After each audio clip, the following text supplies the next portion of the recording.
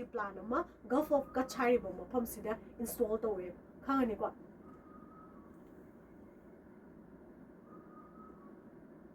next day yang hauzik tawdoisina geothermal energy sini ko geothermal haibadi kaino geothermal hais ba magi topic sina haining ise kai haining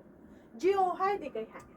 geo hai tar di kai hai art haibane khangani ko thermal haibadi kaino thermal adi heat haibane adudi geothermal hai tar di art ki manung de leiriba khangani ko core ga se am sai na hydro art ki manung de leiriba heat chi bulok tho kanda akoina electric sung ba da season number adu bo akoina kai kaweba geothermal energy haina khangnai hani ko yo sida geothermal energy se kaino hai tar ga di heat amasung electricity du ne kanana produce tawdoiba